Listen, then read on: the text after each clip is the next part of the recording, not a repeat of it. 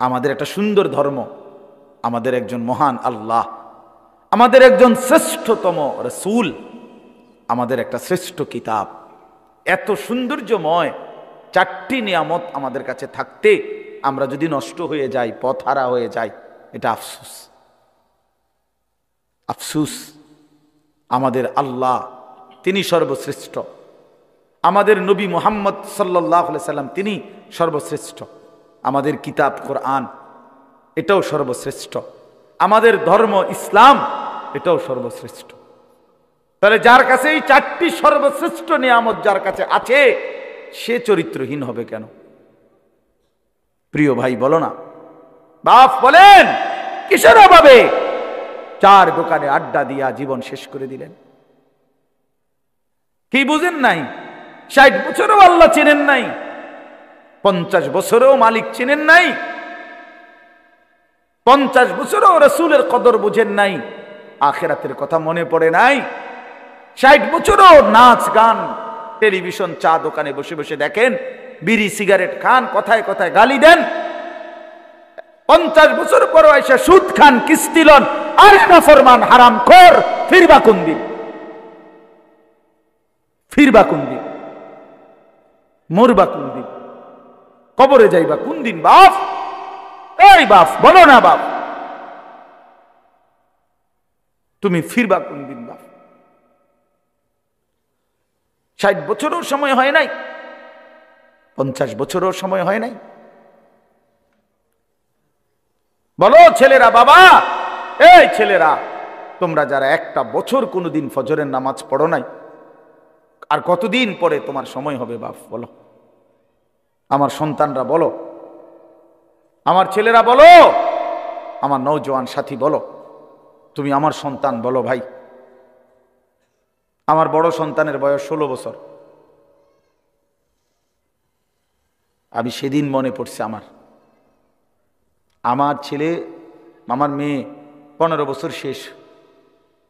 আমারে ওই দিন একজনে বলছে, আর হুজুর আমার এরপরে মনে হয়েছে যে আমার জির আরে কি কয়, আমার ছেলের বয়স বলে 13 শেষ, বড় ছেলের। আমার এটা জানতাম না, মানে আমার কাছে মনে হয়েছে আমি ঈদে ফোলাই ন, অথচ আমার জিফুত বড় হয়ে গেছে।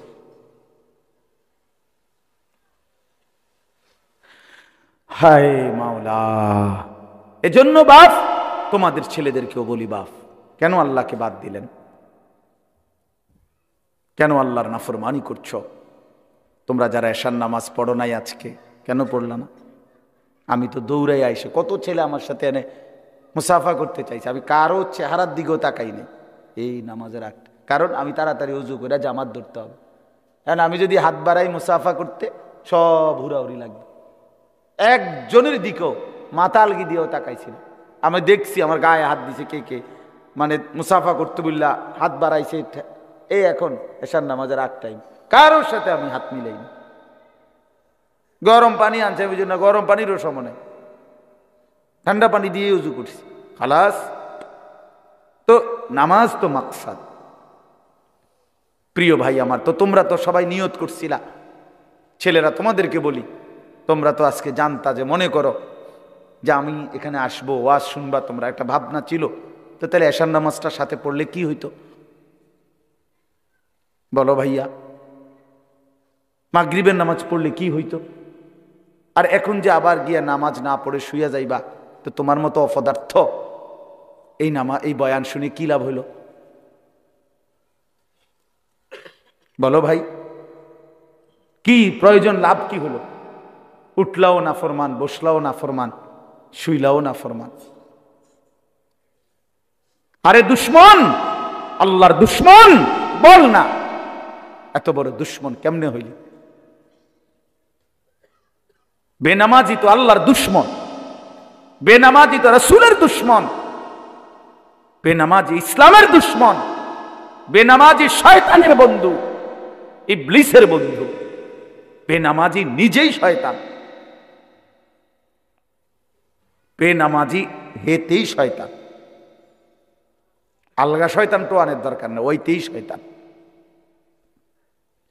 যার কপালে সেজদা নাই সেই শয়তান। আল্লাহ কোরআনে বলছে, ইবলিস তুই আমারে সেজদা দিলা না, আজকের থেকে তুমি শয়তান, আজকের থেকে তুমি রাজিম, অভিশপ্ত, আজকের থেকে ওয়া ইন্না আলাইকাল লা'নাতা ইলা ইয়াউমিদ্দিন, আজকের থেকে তুই নাফরমানের উপরে কিয়ামত পর্যন্ত আমি আল্লাহর লানত,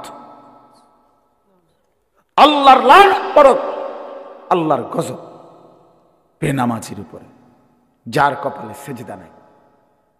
আল্লাহর লানত নিয়া যদি মরে যাও, আজকের রাইতে যদি ঘুম না ভাঙ্গে, ওই নাফরমান, তখন কি করবা? এই মুসলমানের বাচ্চা, তখন কি করবা? আল্লাহ তো বলছে যার কপালে সেজদা নাই তার উপরে আমি আল্লাহর লানত। তো মালিকের লানত নিয়া কবরে গেলে তোরে বাঁচাইবে কে? এই বেটা বলো না, বাঁচাবে কে তোমাকে? কে তোমার এই কবরের আযাব থেকে রক্ষা করবে? এই জন্য প্রতিটা সময় যেন কাজে লাগে, সময়ের কদর করা খুব জরুরি। ইমাম শাফিঈ রাহমাতুল্লাহি আলাইহি বলছেন, আল ওয়াক্তু সাইফুন, সময় হচ্ছে তরবারির মতো, ইন লাম তাকতাহু কাতাআকা, তুমি যদি সময়কে না কাটো তো সময় তোমাকে কেটে ফেলবে। অর্থাৎ তুমি যদি সময়কে ভাগ না করো, কাজের জন্য বন্টন না করো নিজের সময়, তাহলে সময় তোমাকে কাটতে কাটতে তোমার উপর দিয়ে বয়ে যাবে। এজন্য সময়কে ধরে রাখতে হয়, কাটতে হয়, ভাগ করতে হয়। নাস্তা খাবো কতক্ষণ, ঘুম যাব কতক্ষণ, বিশ্রাম করব কতক্ষণ, দুপুরের খাবো কতক্ষণ, ইত্যাদি ইত্যাদি। মানে নিজের কাজ ভাগ করে নাও, বন্টন করে নাও, তাইলে আমি সময়কে কাটলাম, মানে ভাগ করলাম, কাজে লাগবে।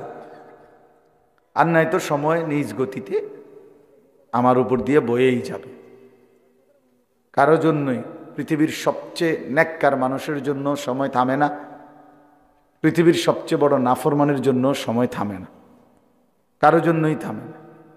একবারে সেজদায় পড়ে থাকলেও সময় আটকায় না, আবার মদের আড্ডায় পড়ে থাকলেও সময় থেমে থাকে, চলেই যায়, হায়াত শেষ হয়েই যায়, ঘন্টা মিনিট সেকেন্ড পার হয়েই যায়। এই জন্য সুখের রাতও শেষ হয়, দুঃখের রাতও শেষ হয়, আনন্দের রাতও শেষ হয়, বেদনার রাতও শেষ হয়, বাসর রাতও ভোর হয়, ফাঁসির রাতও ভোর হয়। তার মানে বয়েই যায় দুনিয়া, জিন্দেগি চলেই যায়। ইউকাল্লিবুল্লাহুল লাইলা ওয়ান নাহার, আল্লাহ তাআলা বলেন যে আল্লাহ তাআলা রাত এবং দিন পরিবর্তন করেন, প্রতি ঘন্টা মিনিট সেকেন্ড আল্লাহ তাআলাই বদলাচ্ছেন। এই জন্য বুদ্ধিমান সে যে নিজের হিসাব রাখে।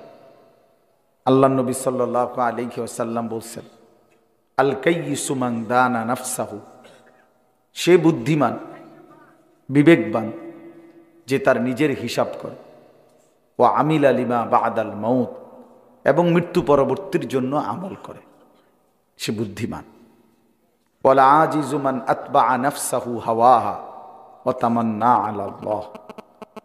আর নবী সাল্লাল্লাহু আলাইহি সাল্লাম বলেন, ওই ব্যক্তি ব্যর্থ, অপদার্থ, ফালতু লোক, যে তার মনের ইচ্ছা মতো চলে, অথচ আল্লাহর কাছে ভালো আশা করে, চলে নিজের ইচ্ছা মতো, আশা করে যে আল্লাহ মাফ করে দিবে, জান্নাত দিয়ে দিবে, ইত্যাদি ইত্যাদি। তো এই জন্য ওই ব্যক্তিকে নবী সাল্লাল্লাহু আলাইহি সাল্লাম বলছে এটা ফালতু লোক, আজেস, ব্যর্থ। জন্য হিসাব রাখা, নিজের জিন্দেগির কদর করা।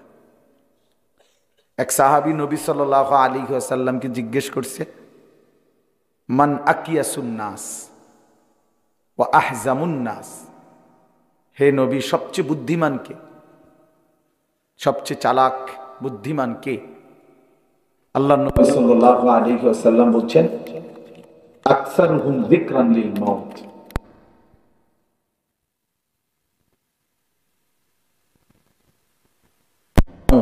এবং যে বেশি বেশি মৃত্যুর জন্য প্রস্তুতি গ্রহণ করে, প্রস্তুতি গ্রহণ করে।